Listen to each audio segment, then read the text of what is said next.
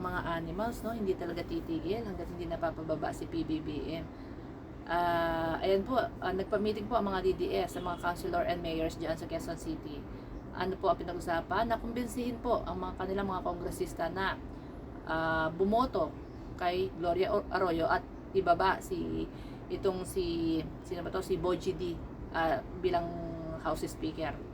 And dahil pag naupo si Gloria Arroyo, maisusulong po yung kanyang impeachment para kay PBBM, no, ang mga hudas kapag hindi daw nagtagumpay ngayong November 30 ang narally. Anyway, inilabas ko po yung video kahapon na iniisa-isa na po nila para sila nagkakaroling, yung mga kongresista binibisita na nila sa bahay-bahay para suyuin po, alisin ang suporta kay Bogie D at suportahan si Gloria Arroyo. Ang mga animals, ang pahihirapan na naman ng mga Pilipino dahil kapag naupo po si Gloria Arroyo as House Speaker, kontrolado niya na po ang mga kongresista at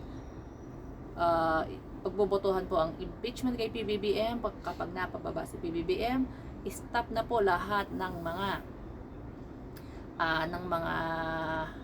investigasyon sa mga crooks, sa mga politician, di ba? Kasi iuutos yan ni Sara Duterte. Ligtas po lahat ng mga magnanakaw. Ang kakapal ng mga pagmumukha, no? Hindi po sila titigil talaga kahit sa huling termino ni PBBM, kahit isang taon na lang. Talagang pipilitin nilang makuha ang pwesto.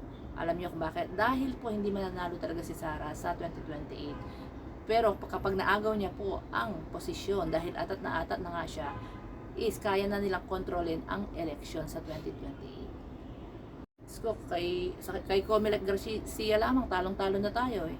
Tignan niyo yung nangyari sa kay Chis Escudero. Wala, di ba?